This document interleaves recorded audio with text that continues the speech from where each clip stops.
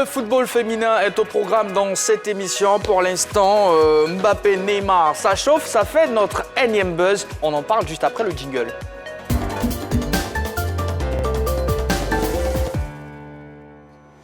Si Paris marche à merveille en ce début de saison, il n'en demeure pas moins que certains problèmes, et non des moindres, dépeignent actuellement sur les bons résultats du club. Les deux grosses stars parisiennes que sont Kylian Mbappé et Neymar Junior ne sont visiblement pas en odeur de sainteté. En cause, un début d'incident entre l'international français et le Riverdé dans l'exécution. Quand vous avez vu ces images, oui, ça, on a réagi négativement, mais au moins ça nous permet de savoir qu'on a maintenant les dessous de table du nouveau contrat de Kylian Mbappé avec le Paris Saint-Germain. Clairement, le Paris Saint-Germain a vendu un rêve à Kylian Mbappé qui est de dire que Kylian Mbappé sera le véritable métronome de cette équipe du Paris Saint-Germain. Parce qu'il faut dire qu'avant le match contre Montpellier, certaines observations de la presse disaient que Kylian Mbappé n'était pas au meilleur de sa forme pendant les entraînements et que c'était dû à des raisons personnelles. Donc lorsqu'on arrive sur la pelouse et que, selon Christophe Galtier, le premier tireur du Paris Saint-Germain c'est Kylian Mbappé, le second c'est Neymar Junior, clairement si le premier rate un penalty, la logique voudrait que le second se saisisse du deuxième penalty pour le tirer. Et c'est ce qui a été fait. Sur ce coup-là, je pense que Kylian Mbappé n'a pas véritablement raison, mais où Neymar est allé un peu loin, ce sont ses réactions sur les réseaux sociaux. Sur les réseaux, oui, justement. Bien sûr. Donc, véritablement, je pense que ça va faire jaser du côté du Paris Saint-Germain parce que, visiblement, Kylian Mbappé a été choisi comme étant le maître de cette équipe, mais Messi et Neymar ne veulent rien entendre. D'accord. Vu que vous parlez des réactions de Neymar sur les réseaux sociaux, on peut lire, après avoir liké un post, on peut lire le post en lui-même. Maintenant, c'est officiel. C'est Mbappé qui tire les pénaltys au Paris Saint-Germain. Clairement, c'est une affaire de contrat. Car dans aucun club au monde qui a Neymar, il serait le deuxième collectionneur. Aucun. Il paraît qu'à cause du contrat, Mbappé est le propriétaire du club. On peut lire ce message approuvé par l'ancien Barcelonais. N'est-ce pas là une preuve palpable du pourrissement des relations entre Neymar et Mbappé, Dr Kani? Normalement, en tant qu'à un certain nombre de responsabilités, il y a des attitudes qu'on ne doit pas tenir.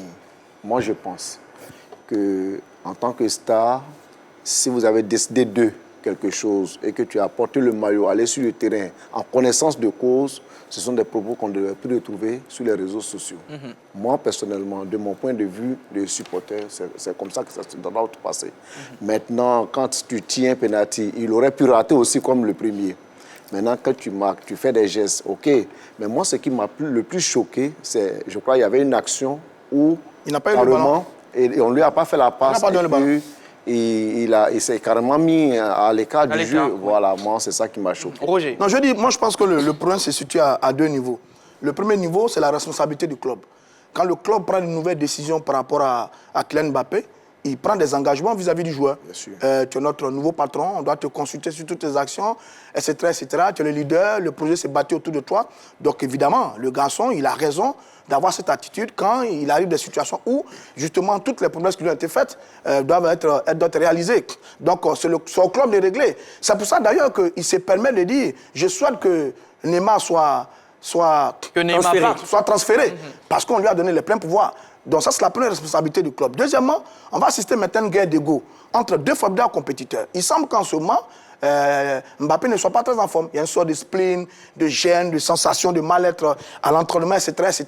Sur le match, on l'a vu, il manque le penalty. Derrière, il y a Neymar qui fait des prestations XXL en ce moment. Irréprochable au Paris Saint-Germain, qui réussit son penalty. Donc forcément, l'ego de Kylian Mbappé va prendre un coup. Vous savez que Kylian Mbappé, c'est un garçon qui aime la lumière, qui aime attirer la lumière sur lui. Il a envie d'être celui qui est au centre de tout ça. Et donc, c'est les deux niveaux. Maintenant, au club, de régler la situation en tant que club sur les décisions et qui est patron et qui ne l'est pas. Maintenant, derrière, c'est de voir les deux garçons, comment est-ce qu'ils peuvent construire les deux bords. Mais on n'a pas encore fini à ça. Parce que sur les pénaltys, ils sont tous bons sur les pénaltys.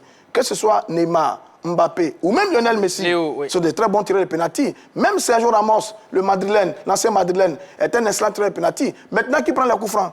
Parce qu'après, vous avez les coups francs à l'entrée de la soirée de réparation, qui les prend après. Donc, on est parti vraiment pour...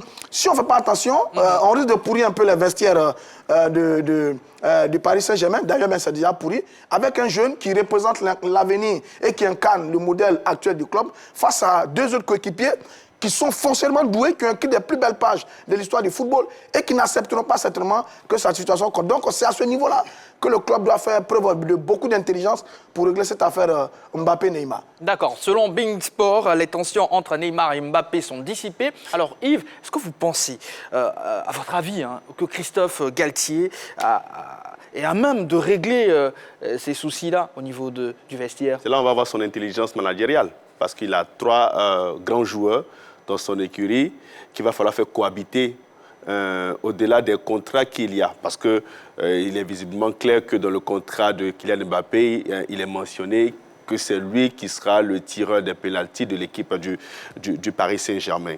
C'est une grande responsabilité pour Christophe Galtier, mais en même temps, il part aussi à l'épreuve de la gestion des vestiaires, surtout des grands clubs avec de grands talents.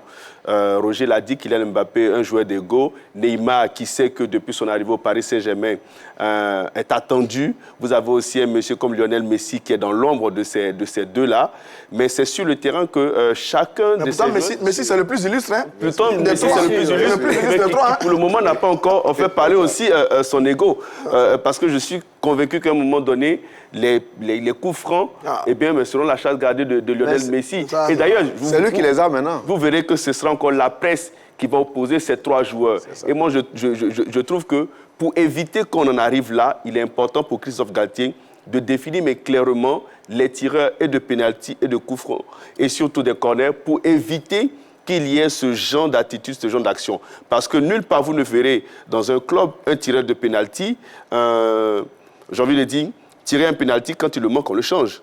Surtout pour les grands clubs. Ils vont toujours garder le même tireur de pénalty pour lui donner toujours de la confiance dans le club. Maintenant, si Kylian Mbappé désire lui-même de donner volontairement le ballon à un autre joueur, oui, ça c'est vraiment de son fait. Mais, ça lui incombe. Ouais. Voilà, ça lui incombe, je trouve qu'un grand club ne doit jamais faire cela. C'est-à-dire qu'on ne peut pas avoir 2 tireurs de pénalty dans un même match. C'est-à-dire on change de tireur de pénalty parce que l'autre a manqué. Non, ça ne se fait pas. Le changement est un désaveu pour Kylian Mbappé. C'est tout le danger, ça. Et on sait qu'il le vit mal.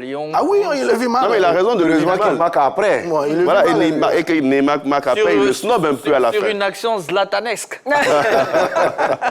Allez. Mais Neymar n'est pas son premier coup. Hein. Je pense qu'à son arrivée, il s'était empoigné avec Edinson Cavani sur un penalty. Dani Alves lui avait arraché le ballon des mains d'Edinson Cavani pour le remettre à Neymar. Donc, c'était vraiment... Et on espère que ça va se régler également.